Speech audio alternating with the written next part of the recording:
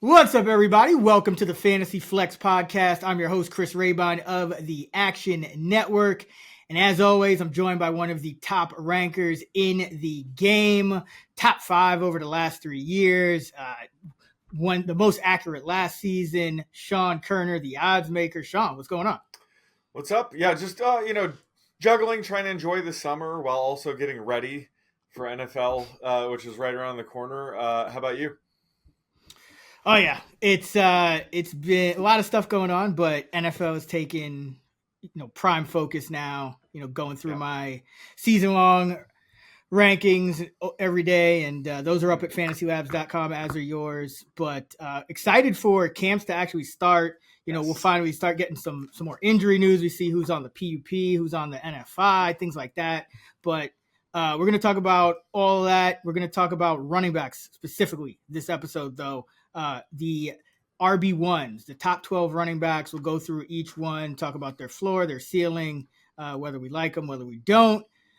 So we will start it off with Christian McCaffrey, of course. He's the RB1. I guess the question is, how far ahead do you have McCaffrey versus everybody else?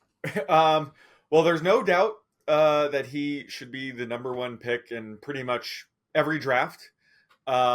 This is unlike other years where maybe you can kind of debate who should go number one. I think it's pretty clear it's him. I mean, he had 100 plus more fantasy points than the next running back last year. That's just a massive edge. He has, the same conditions as last year, so really no reason to knock him off. Now, we always talk about this. It's not a guarantee that he's going to be the RB1, but he's clearly the odds-on favorite. You can't really have anybody else more likely to finish as the RB1. So I have him tier 1 all by himself. Let me see. I have it about 40 points ahead of Breece Hall and half PPR. So not expecting as big of a gap last year, but he is clearly my RB1 overall and number one, ranked player overall. So pretty straightforward. But, he is 28. The only minor thing I could say is he's 28, so he might be entering the decline phase of his career, but doesn't really matter. He still has the bankable production at this point where any slight drop in efficiency probably won't matter. So, yeah, he's clearly the RB1 overall for me. Yeah, given his age, running backs tend to peak around 26, 27. Mm-hmm. And it's downhill from there. He is entering his age 28 season. If you're in a dynasty league, let's say you own McCaffrey and somebody's just trying to throw like everything at you to try to get you to budge, like what age would you sell? Would there be a package that you would sell him for entering his age 28 season, or when do you think you would be comfortable selling him? Yeah, what a question. I guess it really depends what situation you're in. I wish I was in that situation. My dynasty league, my weakness is my running back, so I'd love to have him. But if you're in win now mode, you got to keep him. He probably has 2, maybe 3 years of just elite, top 5 production if he stays in, this offense.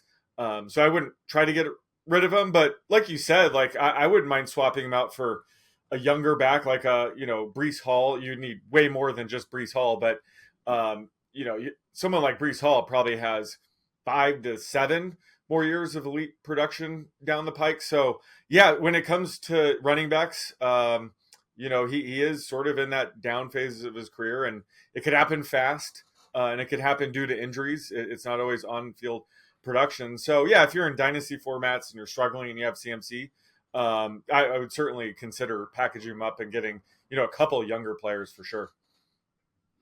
And do you think he has any more risk than usual because he's coming off, like 2 straight 300, 50 plus touch seasons when you count the playoffs, or are you just projecting him for the normal, like, 2.5 games missed?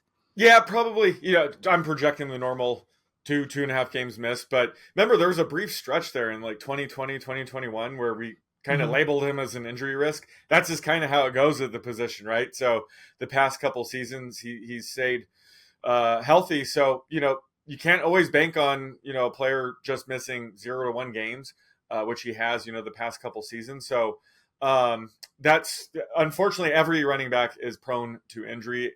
CMC himself is not excluded from that. So, he's benefited from, being hyper efficient and staying relatively healthy the past couple of seasons. But again, when you have the number one pick, there's not much you can do because everybody has that injury downside. So you just got to take them. But that just goes to show why just because you're taking him first overall doesn't mean he's, going to finish number one overall. He still has the potential risk of getting injured like everybody else. So you can't really do anything to dock him to where he's, going number two or anything like that. But as with everybody else, he has potential injury risk. Yeah, I have him about 60 and 65 points ahead of Robinson and Hall at RB2 and 3. So, yeah, there's really no contest. And that's in half PPR. So, really no contest between him and any other running back. But the number two running back is Breece Hall. I've seen Bijan. They've kind of flip-flopped. But we'll talk Breece. Do you think Breece Hall has another gear to hit this year, because now he'll be, another year removed from that ACL injury? He came on really strong down the stretch last season. What do you think of Breece this year?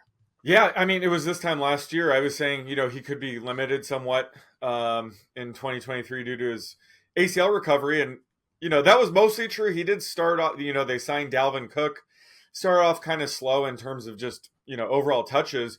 But he was just too good. He played all 17 games, so he finishes the RB4. So having said that, I think he has the potential to be even better this year. He's going to benefit from having Aaron Rodgers potentially playing more than one drive this year. So that's going to set him up for more touchdown chances, positive game scripts. So all that fantasy goodness, still going to be a threat out of the backfield as a pass catcher. Plus the offensive line should be much better. They brought in Tyron Smith, John Simpson, Morgan Moses. So a lot to love. That's why he's my RB2. This is where you can actually open up the debate. Who should go next between him and Bijan Robinson? I have them in a mini tier. But as of now, I have Hall clearly ahead of Bijan, but it's close. But again, the sky's the limit for Hall entering year 3. So I guess the question is, when do you take him, right? So there's a lot of top-end wide receivers that go off the board. So I've been kind of waiting until the tier 1 of wide receivers go off the board. So it's about 5 to 6 receivers before attacking running back again. So I think really the sweet spot for Hall and Bijan would be like picks 6 through 10 in typical half PPR leagues. But I'm usually trying to get a top receiver once CMC's off the board. But again, Breece Hall has so much upside that love getting him even at RB2.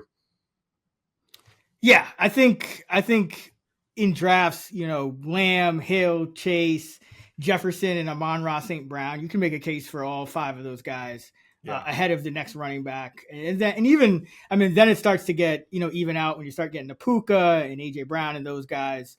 But Breece Hall and Bijan Robinson, I think, are the clear 2 3s here. Breece Hall probably, doesn't need to catch as many passes as he did last year, just because, there were some games where the Jets were just way behind and he was catching, 8, 9, 10 balls per game. But he showed, what did he get, like 30 something carries in the last game, 37 something carries? I don't know what the hell is going on there. Just a meaningless game against the Patriots. He had 37 carries, almost 40 touches in a meaningless game. In a season they were, going to try to limit him. So it just goes to show how healthy it was last year. They took the training wheels off. But yeah, that was kind of bizarre seeing him get 40 touches in week 18.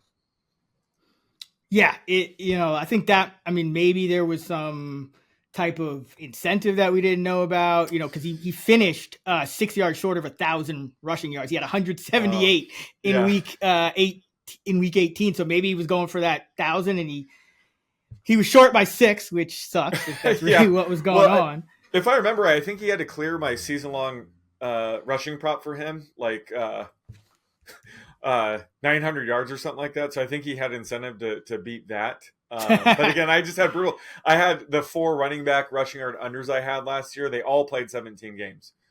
which That's is pretty nuts. crazy to think about. And they all kind of barely cleared it, so I got a bit unlucky there. But I do remember needing Hall. Like, okay, if he just gets like 50 rushing yards this game, I can still hit it. And nope, sure enough, almost 200 yards that game.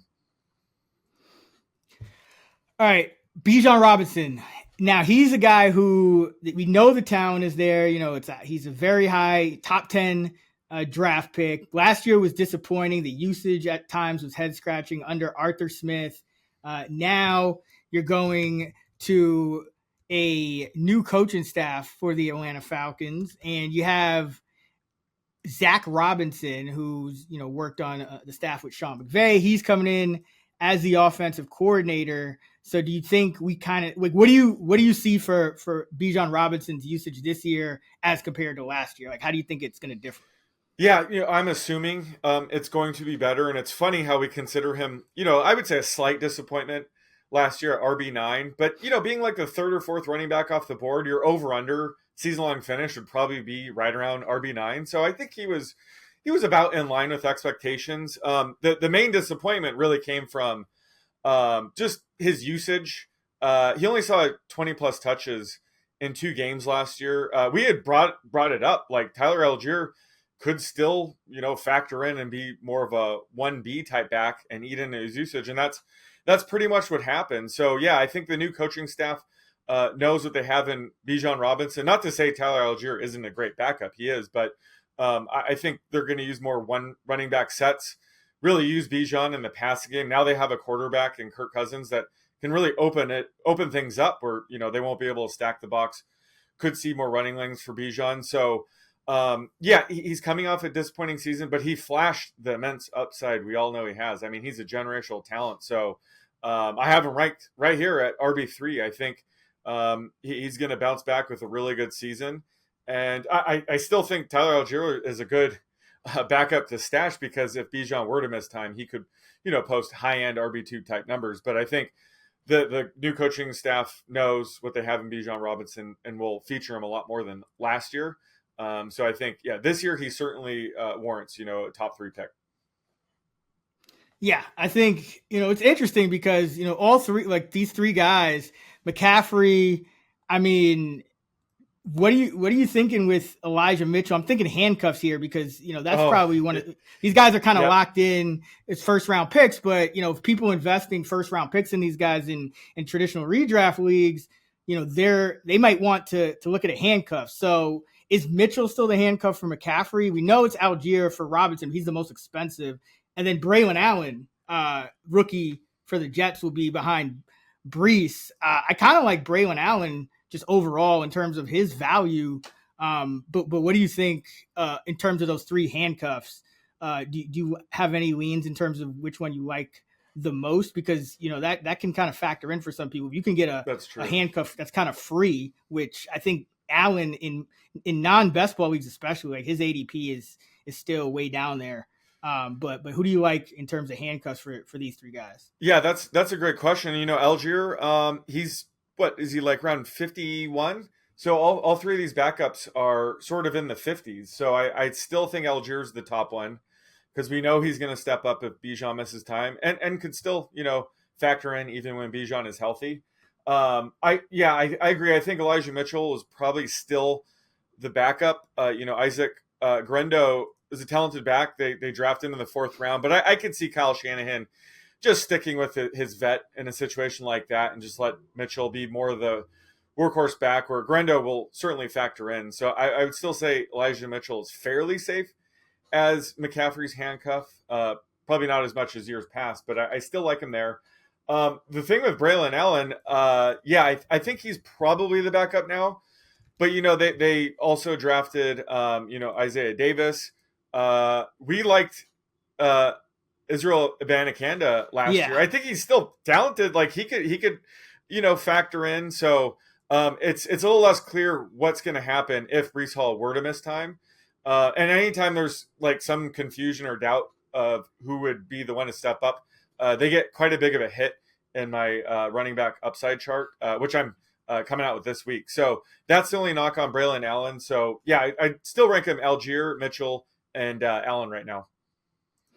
Yeah, I think that's the ranking. Now, actually, I have Braylon Allen ahead of Elijah Mitchell just because number one, McCaffrey, when healthy, plays Right. 85 to 100% of the snaps. So you're looking at 5 to 7 touches per game max for Elijah Mitchell probably. Yeah. And but Allen, I'm hearing a lot. I'm hearing a lot of positive buzz out of camp about him as he's the guy that they're kind of looking to be that number two. So for value purposes and just it's kind of a flyer. Once you get in that range, like I don't want Algier's actually going inside the top 50. He's usually around like the low 40s. I don't want to pay that much, especially when Algier. We don't know exactly what his workload is going to be with the new coaching staff. Are they going to just kind of put him on the shelf and go Bijan, Hmm. 85, 90% of the snaps.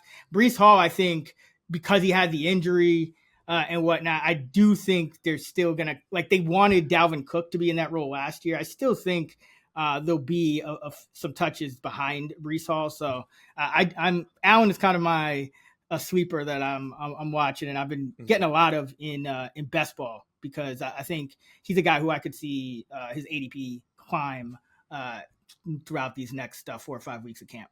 Yeah, that's fair. He's probably closer to Elijah Mitchell, where when Brees Hall is healthy, it's hard to really envision him offering too much Mm-hmm. value.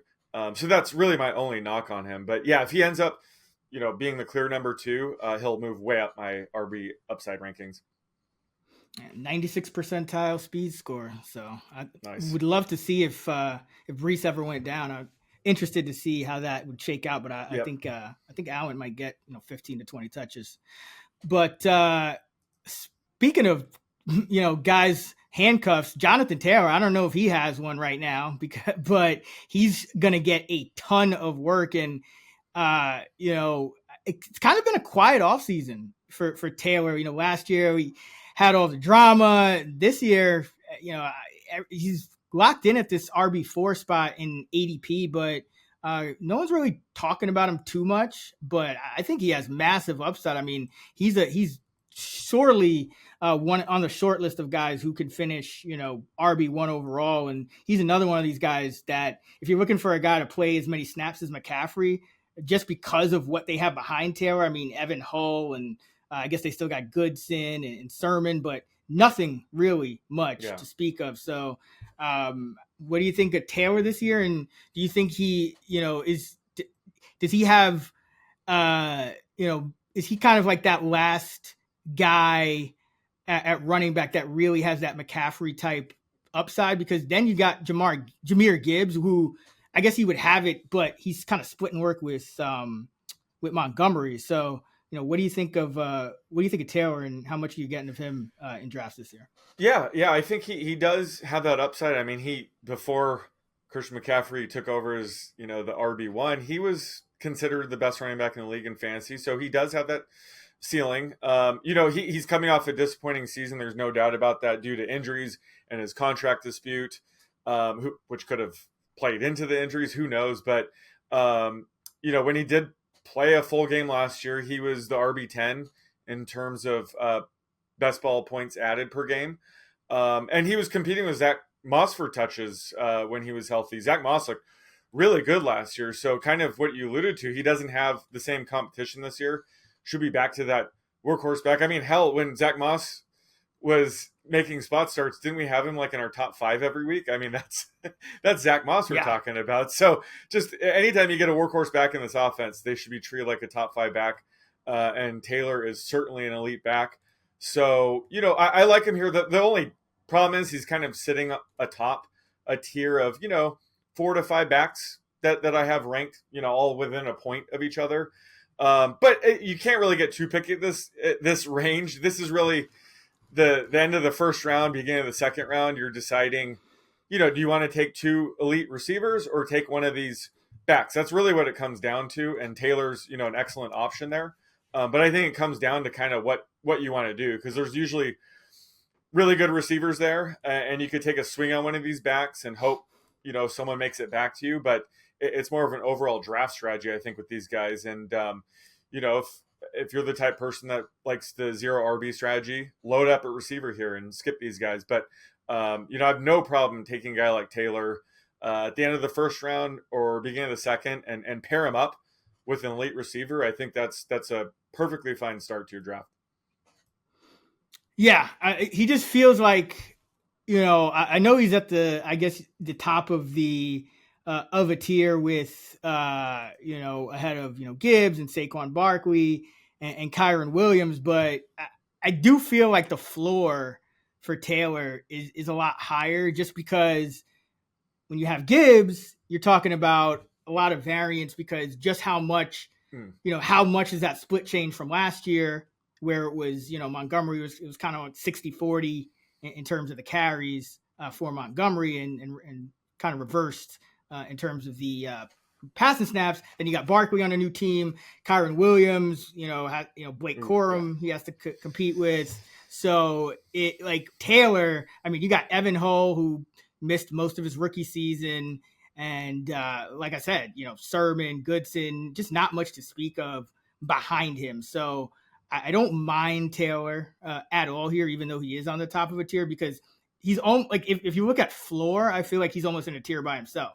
When you look at median or ceiling, then those other guys start to equal him. But if you're just in a traditional redraft league or something like that, where you just gotta pick set your starting lineup each week and whatnot, I do think Taylor does have a significantly higher floor than these next few guys, which you would value in the first few rounds. I know that we kind of both preach that first few rounds, you're just trying to not screw it up. So taking higher floor guys is probably the way to go. And then later in the draft, obviously, we're all about ceiling. There's nothing left to lose at that point. So I definitely take your point that Taylor probably has the highest floor of these backs, which certainly helps in the first couple rounds. Yeah, and the offensive line, very good. Raymond at left tackle ended up grading out 7th of 81 tackles at PFF. And then Smith on the other side was number 6. So they had 2 top 7 tackles, Quentin Nelson, and then Ryan Kelly, a top 5 center in the middle. Top 8. And then, that's 4 out of 5 guys that are very, very good on the offensive line. And he plays indoors. So, yeah, a lot to like about Taylor. Jahmyr Gibbs, he's very intriguing, but very kind of interesting to project, because, last season it was about 12 carries a game, but that was with Montgomery missing a couple games, and then later in the year, Gibbs' workload didn't necessarily grow, which was interesting, because you would think that for a rookie back like him, as the year progressed, you would start to see more and more work. But as we got down the stretch and into the playoffs, Gibbs his workload kind of stayed the same. Like, it didn't really grow, from that 60-40 split with Montgomery in terms of the carries. So what are you projecting that carry split this year? And how do you feel about Gibbs in the top 5, given that, he is in this kind of committee? Yeah, he's a fascinating projection. And, I'm expecting more of the same as last year. If anything, Gibbs will probably be even more involved. And, he was as advertised as a rookie. He was very efficient and, a serious weapon in the passing game. And this is an offense we certainly want to be investing in. And he ended up putting up top 10 numbers despite sharing the workload with David Montgomery, who scored 13 touchdowns. So, Gibbs was 7th in best ball points added per game. He missed 2 games. Montgomery missed 3. So that's a typical mix you'd probably expect from a backfield like this. So that's kind of where, I'd expect him to be this year. Now, and this offense is certainly capable of supporting 2 quality fantasy backs, but I think RB5 certainly makes sense, because he might have the most upside of this group. If Montgomery were to miss multiple games or, have a season-ending injury early on, I hope he doesn't, but Gibbs would offer RB2 overall value. I think in that situation, he could threaten a guy like Breece Hall to be the RB2. So he does have that baked in. It's kind of weird because his backup, so to speak, kind of hinders his weekly floor, his outlook, but it also, if he were to miss time, really unlocks the biggest jump out of all these backs they could see. Like, if Trey Sermon were to miss time, Johnathan Taylor's projection really wouldn't change much, so he's kind of stuck there. But Gibbs, he could go all the way up to RB2. So that's kind of why I think RB5 makes the most sense for him, because he should see, a couple spot starts without Montgomery where he's going to be offering, top 2 upside potentially. So just heading into year 2 where he might actually see more of a workload means that, he's probably worth it here just based on his floor ceiling combo. Yeah, I have him at 188 carries, about 12.5 per game. Last year he was at 12.1 per game. So just a little modest increase in the workload, but he still grades out to my yeah. my You have running it. back You said 12.5. You said. Yep. Yeah, and then I have him right around there, and I have Montgomery like right around 13. So it's just like a half more carry a game. Yeah, I have Montgomery 13.5.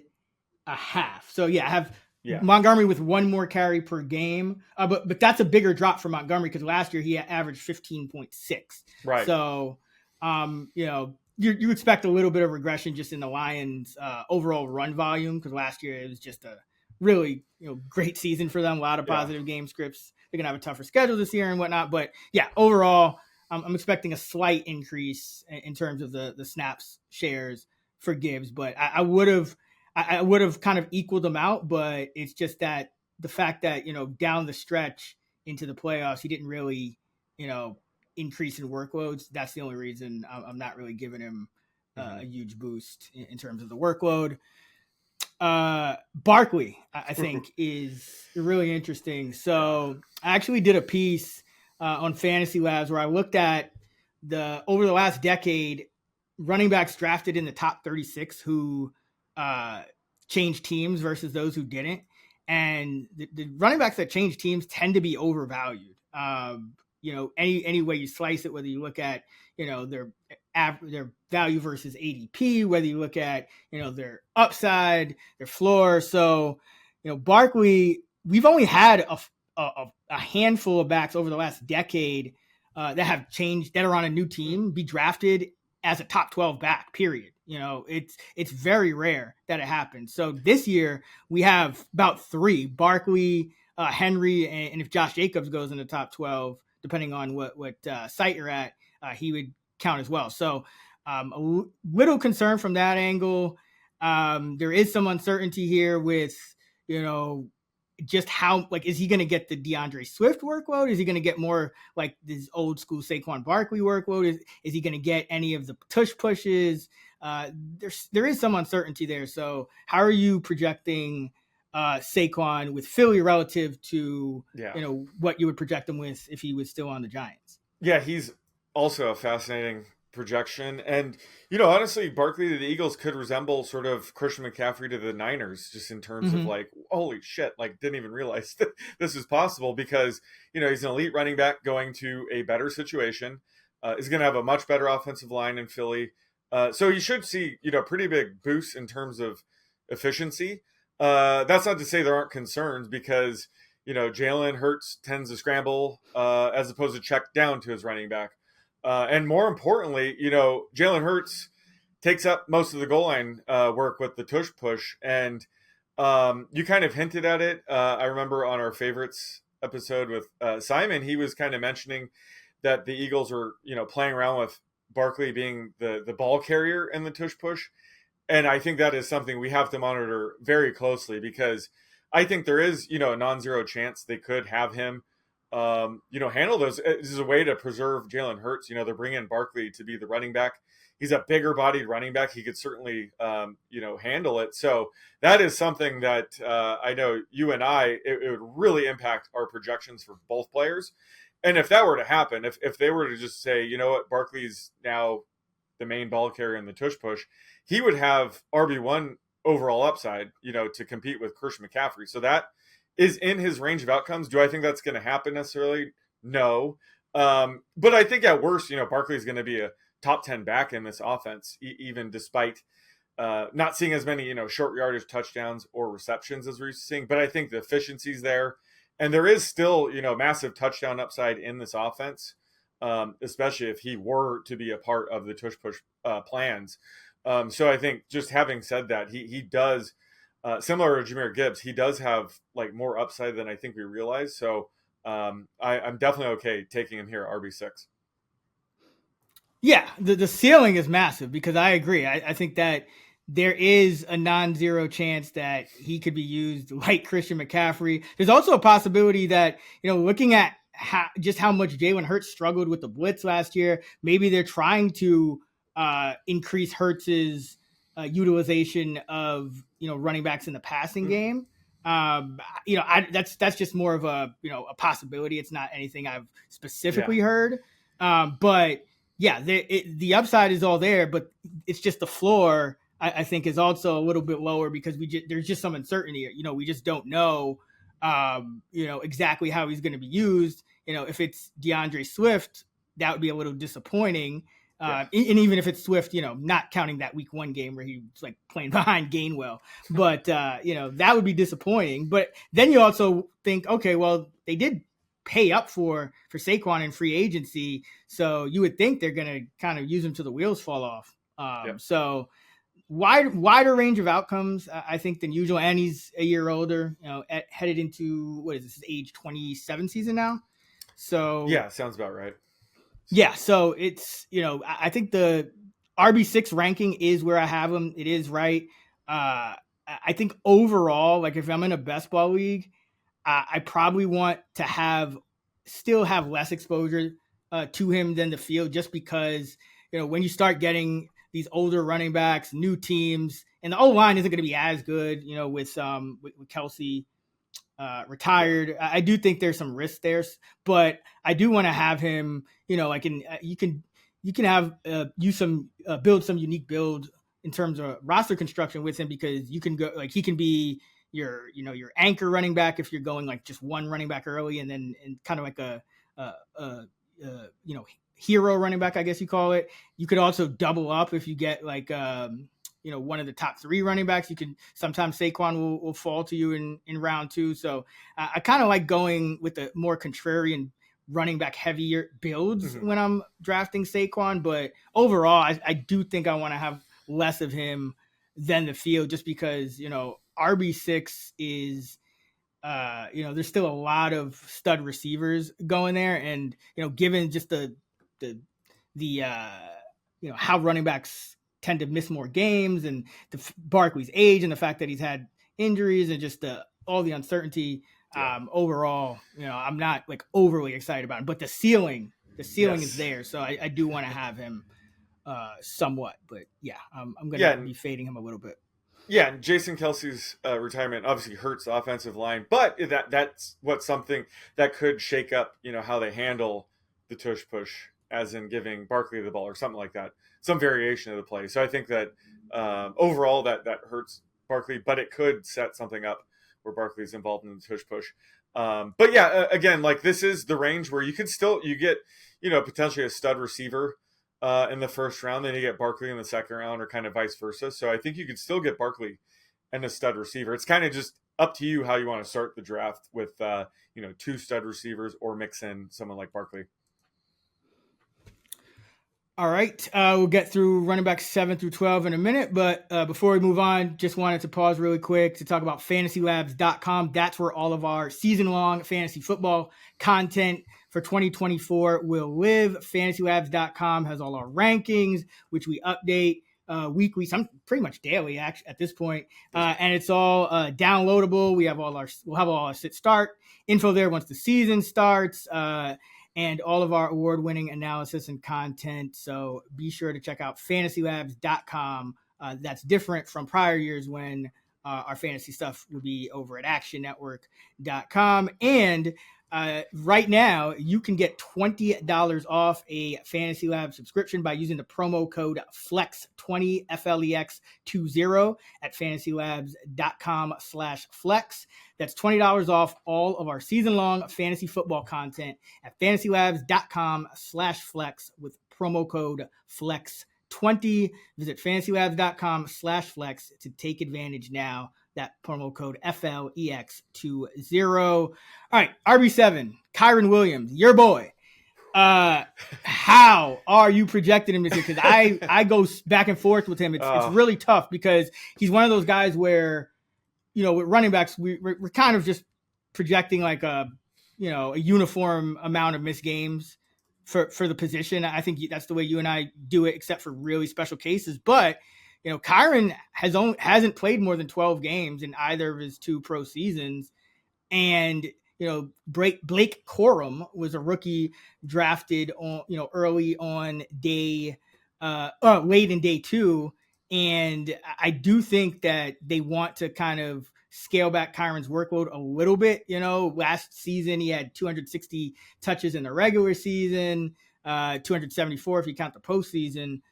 So I don't know if he gets like anywhere near that 19 attempts per game, but that is the ceiling. We saw it last year. So like, how much regression in terms of the usage are you projecting for Kyren? I think that's the question.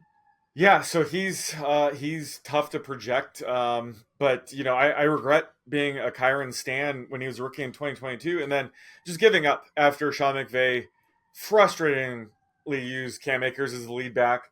I knew McVay was unpredictable, but I assumed Akers would be the lead back last year after he closed out the 2022 season on a tear. If you remember, he was like the RB1 over the final 6 weeks, but I should have known better. And sure enough, Kyren was a league winner last year, average second most best ball points added per game. He proved he could be a true workhorse back. I actually didn't think he had it in him. He is a smaller back. I thought he'd be more of a pass catching type of back. And maybe that's kind of what they're hinting at here by drafting, one of the top running backs in Blake Corum. I think they realize that he probably can't handle a full workload for a full season and stay healthy. So I think that's a concern for his 2024 outlook. And to be honest, there's a non-zero chance that Corum could leapfrog him and become a lead back. We've seen this time and time again with McVay. I mean, this is basically, the Niners all over again. We just want whoever's the running back in this offense we want, but it could be pretty volatile. So I still love Kyren Williams, think he's talented, but Blake Corum is a serious talent. So I think drafting Kyren Williams RB7 is already kind of frozen pondy, in my opinion, because it's very tempting. I mean, he could easily be a top 3 back this year if they just give him the same usage, but I just think Corum's going to factor in too much. And it's rare that you have a top 10 back like this that you could actually see, becoming the backup at some point. I don't think that's likely, but it's still possible. So I am not really targeting him here at RB7. I rather just invest in Corum later in the draft. But I think at the end of the time to get Kyren Williams is last year. He's kind of going at cost here. But as you've kind of hinted, I think he has probably the lowest floor of all the backs, going in this range. So that's what scares me the most. Yeah, he's my RB7, and I totally agree. I think there's a non-zero chance he gets jumped. Now, I don't think it will happen just based on, performance, but, we factor in injury, and, we've talked about this on prior pods. Kyren Williams missed OTAs with a foot injury. So you don't like to see a lower leg injury for a running back coming off, the most touches he's ever had. And he's already, got a lower leg injury in camp. That's just not ideal. He is my RB7, but I do have a significant regression in touches, which speaks to just, how valuable the lead back in this Rams offense is. They're an indoor team, pretty efficient offense, but I have him for about 16 and a half touches per game. Now, last year, he was well over 20. He was at 21.7 last year. So I do have some significant regression, and yet he still projects as my RB7. Now there's like tenths of a point between him and Etienne and Achane and Pacheco, Cook, Henry. Like there's a bunch of these guys are separated by less than a half a point in my rankings. So Kyren Williams, when I say RB7, I could, lower him like a half a carry or something like that, and he goes to RB14. He goes like right behind Jacobs. Yeah. So I do agree. I think last year was the year to draft Kyren Williams. Now he's just more of, okay, you're playing best ball leagues. You're going to want some exposure to him, but another guy, this tier, and this is again why I said Johnathan Taylor looks better and better because, Jahmyr Gibbs is great. Like you said, his backup goes down, but Gibbs is not even getting the most carries. Kyren Williams has a chance to get jumped and he's already dealing with a foot injury. And then the next guy up is Travis Etienne, and he seems pretty safe. The only, I guess, knock with him is we have been hearing some buzz about they want to scale his workload back a little bit too and get Bigsby some more carries. Now, that's easier said than done because Bigsby, was not big at all last year. If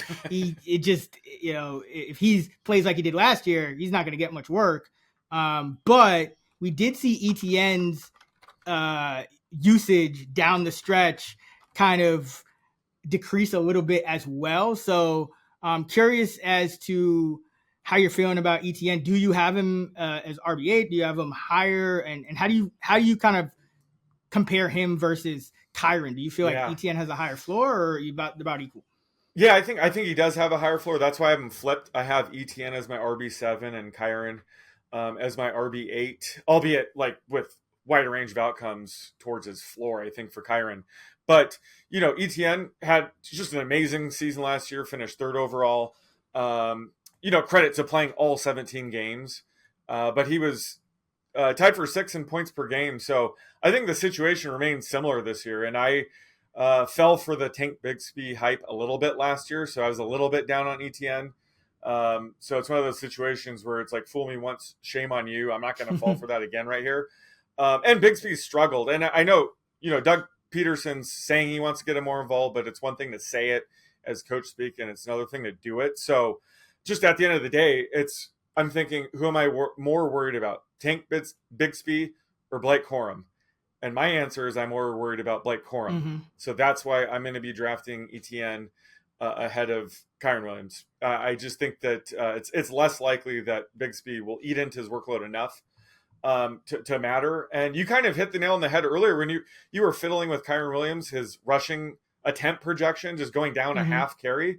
And he drops all the way to a mid-range RB2. I think that it's not necessarily, I think Corum's going to leapfrog and become the starting back. It just could be more of like a Najee Harris and Jaylen Warren situation where, Warren's solid enough to eat into his workload to make him more of a frustrating mid-range RB2. I just don't see that happening with Etienne. I think Etienne, he was a legit prospect. And Bigsby really struggled as a rookie. So I'm just not buying Bigsby eating into his workload enough. Whereas Corum, I definitely believe that. So between these two guys, give me Etienne. Yeah, and I actually have Etienne for more touches than Kyren Williams. I have Etienne for about 270 total touches over 15 games, whereas I have Kyren for about 245. So Kyren, I do expect Kyren to be more efficient. Etienne had the lowest yards after contact of any back we've discussed so far, any back in the top 10 in ADP too, at 2.87. Now that's about league average, so it's not terrible or anything like that, but that's kind of, I guess, the biggest quote unquote knock on him is he's been a little bit less efficient. And I look at yards after contact. Yards before contact is largely offensive line. In terms of what it explains, but yards after contact tends to be mostly the running back, and it's a lot more sticky 1 year to the next. So, but yeah, given that, I think Etienne has a higher floor than Kyren as well, and it's funny because you mentioned this tier is kind of frozen pondy, and already. What the hell? I mean, it's not like these backs are all talented, and they're all gonna get well over 200 touches and whatnot. But Devon Achane, he's another one where it's like, I mean, I don't think there is, in my model, the way I project, these guys, like there's a few different like there's essentially a lot of variance to his usage, and there's a lot of variance to his efficiency because he was the most efficient back in, I mean, probably a decade in terms of how many carries he had, how many touches he had to be that efficient. So this is another really tough projection. How about let's do it this way before we just talk about him. I'll give you an over under for Achane, and you tell me whether you like it. I'll do it for a few stats. All right, for carries, over under 164.5. Under. Rushing yards, over under 780.5. Over. Ooh, you had down that half. Over. So less carries, more efficiency. And how many, let's see, receptions, over under 39.5. Damn it. I have it 39. I'll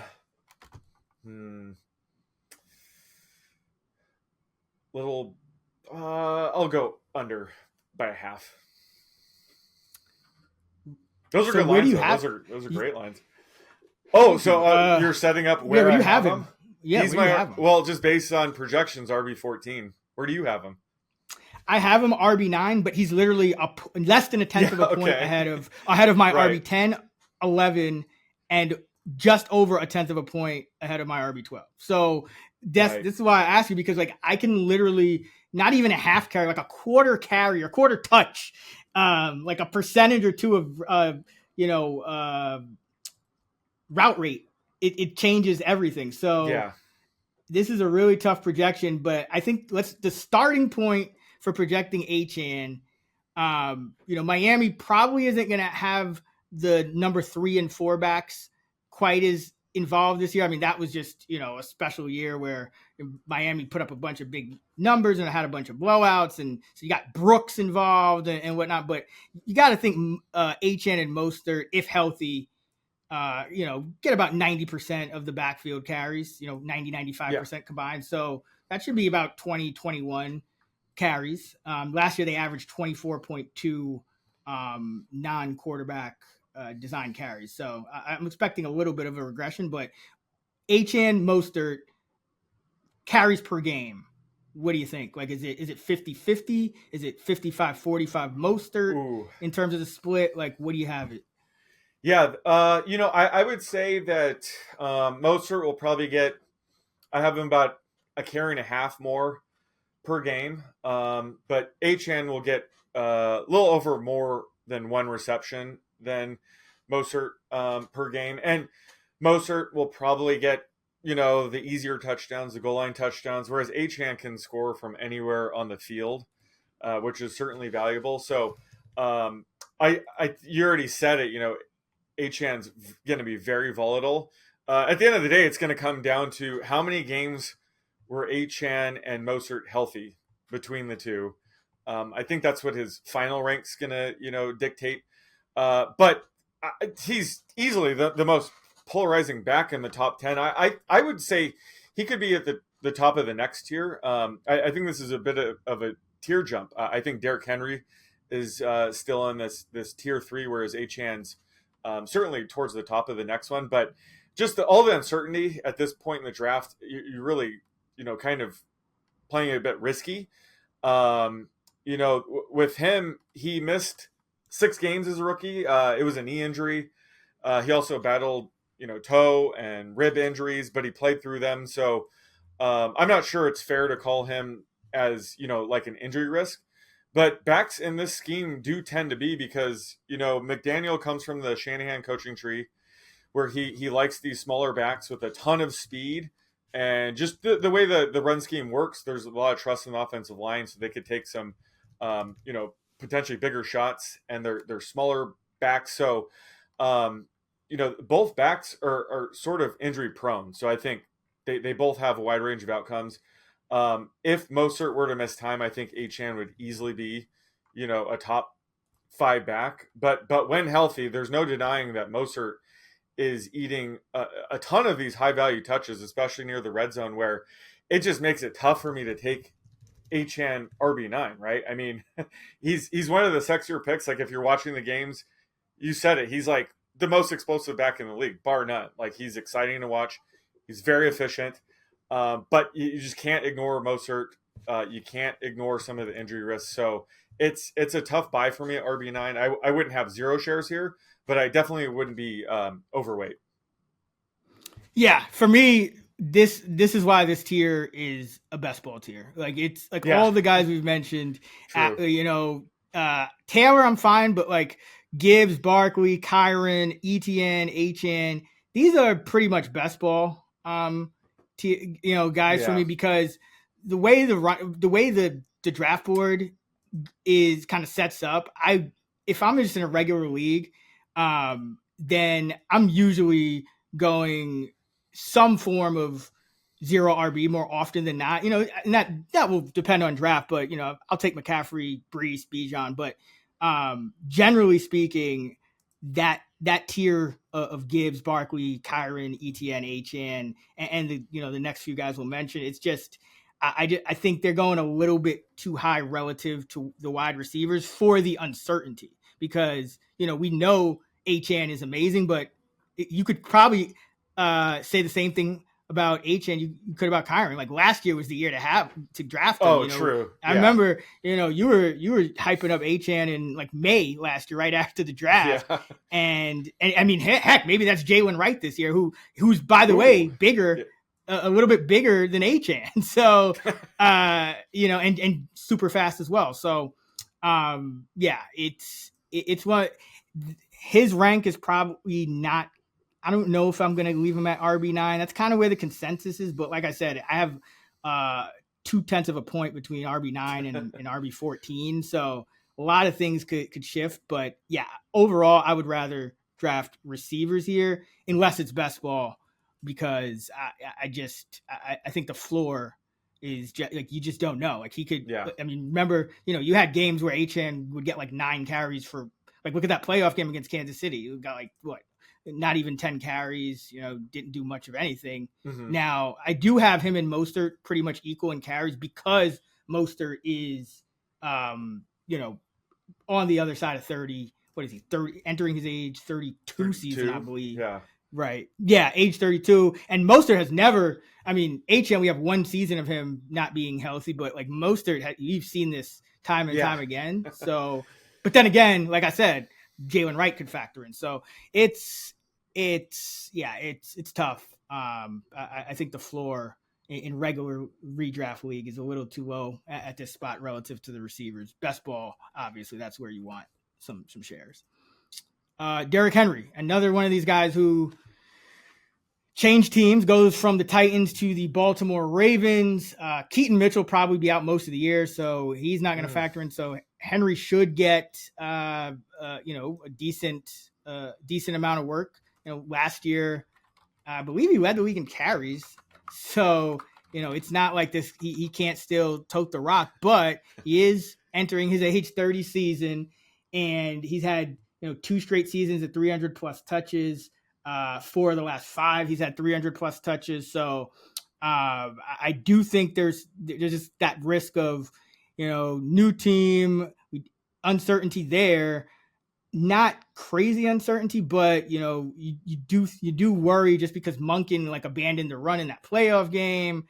You got the age factor, so I don't love Henry either, even though he's probably, like from the outside looking in, looks a little safer than some of these other guys.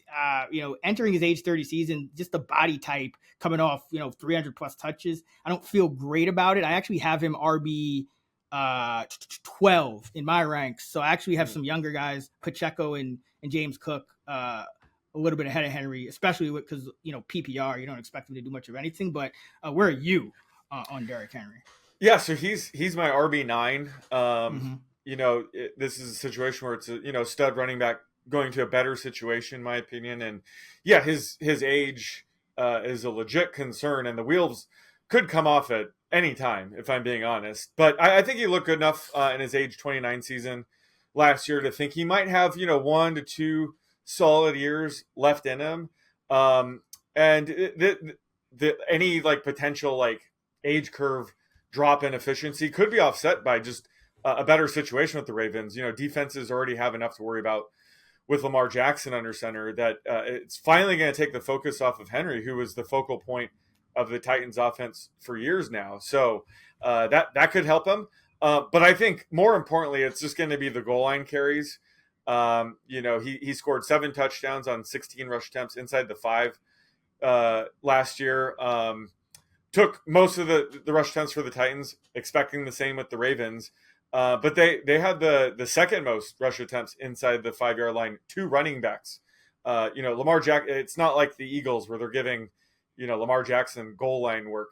They do lean on the running back, probably more so now that they have Henry. So just based on last year's numbers, Henry would have scored 4 to 5 more rushing touchdowns. So just I think being in a better offense will certainly boost his touchdown upside. And I think the efficiency could be offset, his decline in age could be offset with just a better situation where he could see more holes. So I like him right here at pick 10. Like I said, I had him RB9. I think that's the end of the third tier at running back for me.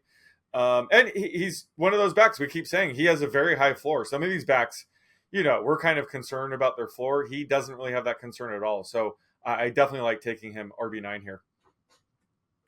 Yeah, I'm looking at our projections. We have him pretty much the same amount of rushing yards, 1,040, about just over 20 receptions each. The big difference, you have him for 11 rushing touchdowns, and I have him for 9. So, there you go. Yeah, that's a big difference. Yeah. Is it 11? Is that one of the highest you've ever projected? Oh, 11 sounds pretty high. Oh, I think I projected just like for a model in general, not for him, but like just in general. Yeah, no, it's high. I think it's warranted. Like I said, just the potential attempts he would have seen in this offense last year would have added 4 to 5 touchdowns. And I'm not just saying, last year's going to repeat itself, but I think just there's going to be significantly more goal line chances in this offense. So it's definitely fueling my touchdown projection for him. Yeah. Henry's tough because I feel like people are just waiting for him to decline, and he's just such a stud in terms of he will at some point. He will, but I don't want to just be too early. But at the same time, a couple of numbers that I found interesting when I was looking at backs who change teams being drafted with a top 12 ADP, only 9% have beat ADP, which that's still much a lower rate than what you would expect, even though there's not much far to go up. But and then over the past decade, there's only been one top 5 back that's finished in the top 5. Like there's only been one back that's finished in the top 5, regardless of where he's been drafted ADP wise, anywhere in the top 36. So there are some numbers kind of with some of these backs changing teams that give me some pause, but I think a lot of it is just due to age. So that's kind of why I'm a little bit like I think Henry is gonna the touchdown upside is massive. So I still want him in best ball, but I do think there is a little bit more injury risk and a little less receiving upside than I'd like, to draft with a top 9, top 10 pick. So that's why I'm at 12 for him. All right, Rachaad White. He's a weird one. I mean, Bucky Irving, I know you like Bucky Irving, the rookie. Do you think he's a serious threat to Rachaad White, or does White continue to just dominate the usage? He's another guy who down the stretch his usage tailed off slightly. Edmonds was getting a few more pass snaps, but where do you have White? He's RB11 in ADP. I have him RB15. Where do you have him? Yeah, I'm definitely closer to you. I have him RB14. But yeah, I think he's one of those backs that probably has a lower floor than my rankings even give him credit for, because last year he continued to struggle in terms of efficiency. I was kind of fading him last year because of that, but he averages 3.6 yards per carry.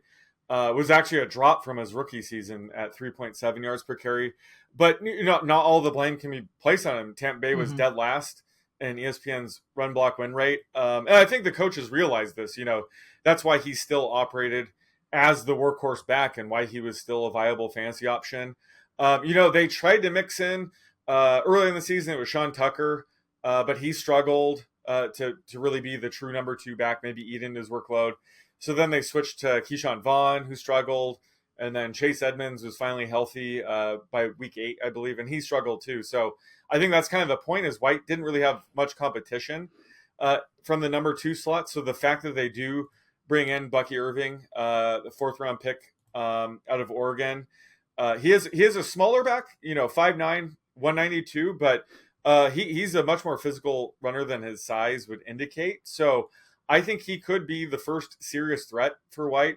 Not to like take over as lead back, but certainly eat into his workload enough to matter. So that's why I'm a bit concerned, especially taking Rachaad White at RB11. I think that is definitely frozen Pondy there. So similar to Blake Corum with Kyren Williams, Bucky Irving isn't quite as good as Blake Corum, but I think just given the situation and lack of competition that White has really had, I think this could actually matter and ding White to becoming more of, like a mid-range RB2 in this offense. Yeah, and you talk about the yards per carry, and a lot of it is the O-line, but if you filter for running backs that had 140 or more carries last year, there was 38 of them. White was 33rd in yards after contact at 2.53, according to Pro Football Focus. Now, there are some other, big names under him: Alvin Kamara, Joe Mixon, DeAndre Swift, Josh Jacobs. And so, guys we're going to talk about on the next pod. But, that is something to keep in mind. So, he feels frozen Pondy as well. And that's why I have him RB15. I actually have him behind Kamara just because I think, I think Kamara is a little, just because of his track record, I think he's a little safer. Whereas White really has only 2 years, and they've both been pretty bad yards after carry. And you got Canales leaving, so a new coaching staff too. So it's kind of defaulting to. And White played all 17 games last year. Like, I think anytime a running back plays all 17, you kind of have to factor that in, that he did have, positive injury luck. He didn't miss any time. So I think that's kind of in play as well as, and his rookie season only missed 2 games, but last year, he benefited from not missing a single game too. Yeah. And the efficiency could go down more if he's, banged up on questionable a couple times. Cause that, there is about a, anywhere from 5 to 15% drop anytime a guy plays through an injury tag. So it could have even been worse last year. So not excited about White. And then we'll close it out with Isaiah Pacheco. As of now, Jerick McKinnon has not been re-signed by the Chiefs. So do you think Pacheco kind of ticks up in terms of his receiving usage? Do you like him as a top 12 back? I actually have him tied for 10th. So I do like him. But where are you? Yeah, I have him RB10 as well. I think last year he demonstrated he could be a workhorse back. He had 250 total touches. He was tied for 15th in points per game last season. So drafting him, around RB12 banks on some sort of potential improvement. And I think you kind of alluded to that where, Jerick McKinnon potentially being out of the picture should help. He averaged 19.5 points per game in the 4 games McKinnon missed last year, which would have been 3rd over the entire season. And, certainly Clyde Edwards-Helaire will kind of eat up a lot of the leftover touches by McKinnon, but this is going to allow Pacheco to potentially be more involved in the passing game, which is what we want in a Chiefs running back. So I think he definitely has top 10 potential, less question marks and concerns than a lot of these other backs. Although I will bring up, I'm not sure if you saw it, but they're working in Kadarius Toney at running back, which I think could be a concern. I think that probably is a smart play, just to physically hand him the ball, give him some screens out of the backfield, but maybe they might use him as a potential McKinnon replacement. What do you think about that? It's Kadarius Toney. I mean, okay. he's a non-factor of non-factors. I mean, he might make a play here and there, but it's Kadarius Toney. Like, what I mean? Like we fall into this trap every year of like counting on Kadarius Toney to do things, and no, we're not going to do that. But the interesting thing about have RB10, so I haven't moved him yet. Yeah. But I was going to say, I think the interesting thing about Pacheco, the last year, that first game, he actually only had 8 carries, and Edwards-Helaire was mixing in a lot more. But from week 2 on, he averaged 15.2 carries per game. On the season, 14.6, 15.2 after week 1. And if you count the 4 playoff games, which, I mean, that's not necessarily representative of what he would do in the regular season because, there's more at stake. But he averaged 20.3 carries per game in the 4 playoff games. So if you take his regular season and playoff average combined, he's at about 15.9 carries per game. If he was able to